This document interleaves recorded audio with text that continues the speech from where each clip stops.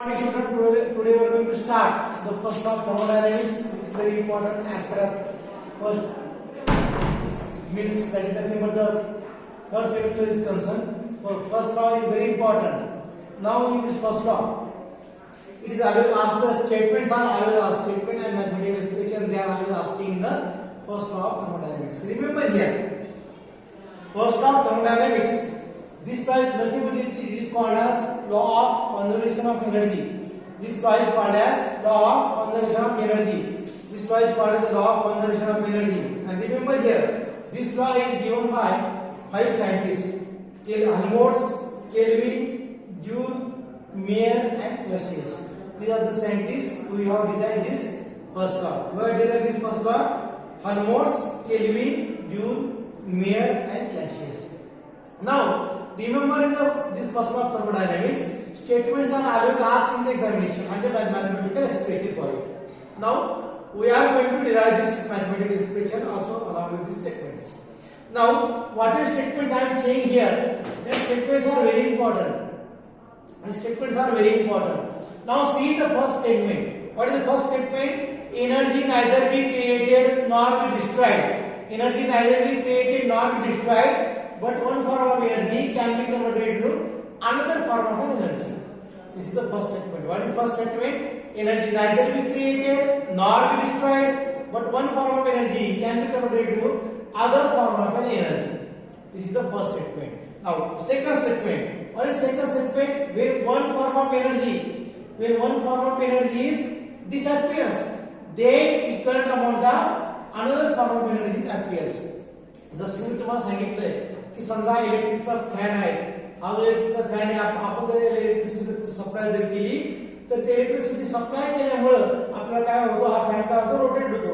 म्हणजे electrical energy is converted into the mechanical energy, but it is in equal form. Electrical energy कमी दिली तर कमी फिरेल, इलेक्ट्रिकल एनर्जी जास्त दिली तर जास्त फिरेल. लाईकवाईज, बरोबर आहे. म्हणजे स्टेटमेंट काय म्हणतं की when one form of energy disappear, म्हणजे इलेक्ट्रिकल फॉर्म काय होऊ लागला, डिसअपियर होऊ लागला, आणि दुसरा कोणता फॉर्म ऍक्टिव्ह होऊ लागला, मेकॅनिकल फॉर्म. कारण फॉर्म काय फिरतोय, म्हणजे काय, but it is in equivalent amount, it is in equivalent amount, और it is in proportion, it is in equivalent amount और it is in proportion. So what is second statement? When one form of energy disappear, then equivalent amount of other form of energies appears. Now, तिसरं आपण बघितलं, system बघितला, बरोबर आहे. आपण तीन प्रकार सिस्टम बघितले त्या ठिकाणी: open system, close system, isotropic system. आणि आयसोट्रॉपिक सिस्टम मध्ये तुम्हाला माहिती आहे की एनर्जी म्हणजे एनर्जी बाहेर सुद्धा जात नाही आणि एनर्जी मध्ये सुद्धा येत नाही. आर्गेटिंग म्हणजेच काय, तर या ठिकाणी बघा काय म्हणतात ते की energy of an isotropic system remains constant. बरोबर आहे. जी एनर्जी ती काय असते, remains constant. Energy of an isotropic system remains constant. This is the law. Then total fourth statement, the total energy of the universe remains constant. Total energy of the universe remains constant. बरोबर आहे. this is the fourth statement. and what is the fifth statement? आता बघा या ठिकाणी बघा, जर आपण जर तुम्हाला जर म्हटलं की बाबा हे 10 भाग द्यायचं, जे ही जमीन तुम्हाला खंदायची आहे, 5 फुटापर्यंत खंदायची आहे, बरोबर आहे. जर तुमच्या अंगात जर एनर्जी असेल तर तुम्ही खणणार, जर एनर्जी नसेल तर तुम्ही खणू शकणार नाही. म्हणजेच काय की जर तुम्हाला जर एखादं काम जर करायचं, एखादं वर्क जर करायचंय, तर त्या ठिकाणी तुम्हाला काय पाहिजे, you must possess the certain amount of energy to perform the work. बरोबर आहे. Without energy you cannot perform the work. Are you getting?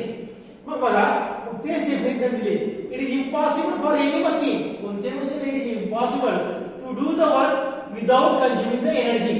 It is impossible for any machine to do the work without consuming the energy, and such machine is called as a perpetual machine. अशा मशीनला काय म्हणायचं, perpetual machine. So what is perpetual machine?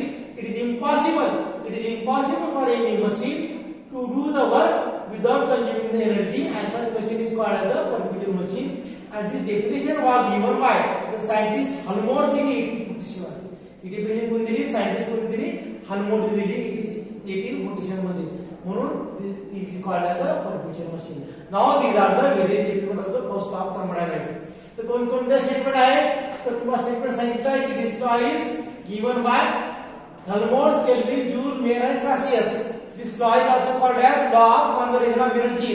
The second name of the first law of thermodynamics is nothing but the law of conservation of energy. And what are the various statements? Once again I am repeating. First statement, energy neither be created nor be destroyed, but one form of energy can be converted to the another form of energy. Second statement काय सांगितलं त्याने की when one form of energy is disappears, then equivalent amount of another form of energy appears. That is the second statement. The third statement, total energy of the isolated system remains constant. Total energy of the isolated system remains constant. And fourth statement, total energy of the universe remains constant. Universe energy किती असते? constant असते. आणि पाचवं काय सांगितलं? It is impossible for any machine to do the work without consuming the energy.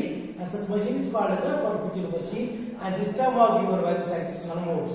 Right? So this is nothing but these are the different statements of the first law of thermodynamics of law of conservation of energy, which is always asked in the examination point of view. Now remember, now along with this first law of thermodynamics, though it is not mentioned in the syllabus, but I am deriving here expression for the first law of thermodynamics. Now remember here the mathematical expression for the first law of thermodynamics. आता बघा, समजा या ठिकाणी state A आहे, state A पासून state B मध्ये चालला, बरोबर आहे. स्टेट ए पासून काय झाला, स्टेट बी मध्ये चालला, बरोबर आहे. स्टेट ए पासून स्टेट बी मध्ये चालला, it will acquire some amount of energy.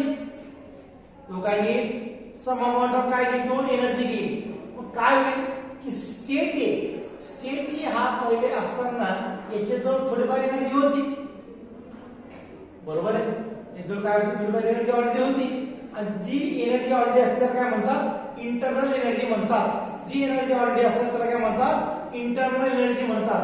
म्हणजे state A has a even internal energy, state A to state B, बरोबर आहे. अमाउंट ऑफ एनर्जी किती ऑब्झर्व झालेली, क्यू. इंटरनल एनर्जी काय, Q1. मग टोटल गेन किती झाला, E1 plus Q. A to B मध्ये गेल्यानंतर फायनल एनर्जी काय लिहिता येईल, E2. मग E2 बरोबर काय होईल, आता बघा त्याच्याजवळ काय होता की या ठिकाणी E1 इंटरनल एनर्जी Q तुम्ही हीट सप्लाय त्याला केली, हे टोटल झालं. मग काय होईल, हीट सप्लाय केलं तर either it may be expansion और इट मे बी कॉम्प्रेशन, बरोबर आहे. Either it may be expansion और इट मे बी कॉम्प्रेशन. मग काय होईल त्या ठिकाणी, final internal energy nothing but the E2 is equals to E1 plus Q plus W. E1 plus Q plus W. मग या ठिकाणी जर तुम्ही केलं तर E2 minus E1 is equals to Q plus W. आणि sorry, E2 minus E1 here I have mistakenly written here. You should note down that this is not E1. This one is E2. This one is E2 minus E1. This one is E2 minus E1. आणि E2 minus E1 आपण कसं लिहू शकतो, आपण E2 minus E1 कसं लिहू शकतो, for the E2 minus E1 you can write as a delta E. तुम्ही काय म्हणून लिहू शकता, तुम्ही त्याला डेल्टा ई म्हणून लिहू शकता. Are you getting? म्हणजेच काय, तर तुम्हाला काय भेटलं, एक्सप्रेशन भेटलं. Delta E is equals to what is the state expression for the mathematical expression for the first of thermodynamics. Delta E is equals to Q plus W. Delta E is equals to Q plus W. आता आपल्याला माहिती आहे की W कधी positive असतं, कॉम्प्रेशनच्या केसमध्ये. W कधी positive असतं, कॉम्प्रेशनच्या केसमध्ये. म्हणून काय, मी नंबर 1 लिहिलेली compression. Delta E is equals to Q plus W. Delta is equals to Q plus W in the compression. Second स्टेटला काय लिहिलं मी, in expansion. Delta is equals to Q minus W. कारण की W कसं असतं, negative असतं. बरोबर, कसं असतं, निगेटिव्ह असतं. आणि कोणत्या केसमध्ये असतं, एक्सपान्शनच्या. म्हणून delta is equals to Q minus W. Delta is nothing but Q minus W. आता बघा या ठिकाणी आपल्याला काय मिनिंग आले, या ठिकाणी आपल्याला टर्म आले डेल्टा ई, Q आणि W. डेल्टा ई, Q आणि W. डेल्टा ई, Q आणि W.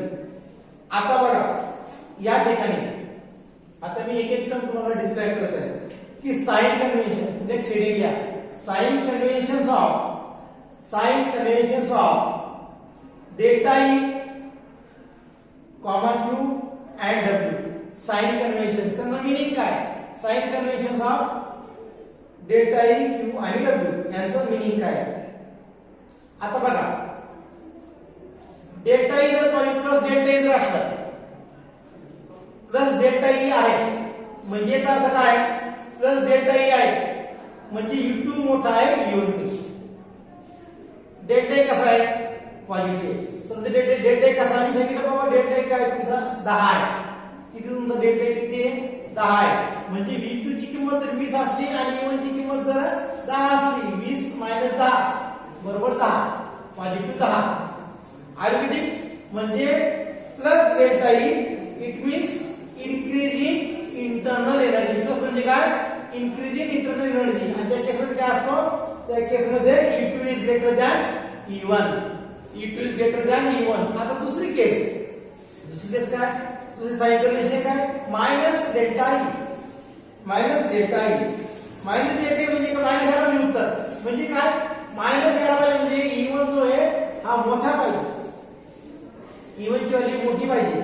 म्हणजे E2 जर 5 असेल आणि E2 जर E2 जर 5 असेल आणि E1 जर 10 असेल तर आन्सर इज -5. म्हणजे काय मायनस डेल्टा ई म्हणजे काय मायनस डेल्टा ई मायनस म्हणजे decrease in internal energy. What is mean by minus is equal to decrease in internal energy.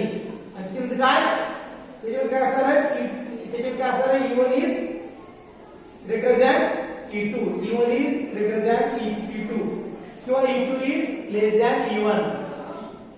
बरोबर आहे. we can say that E2 is less than E1 or E1 is greater than E2. बरोबर आहे. Now then the next what is the term Q? Plus Q.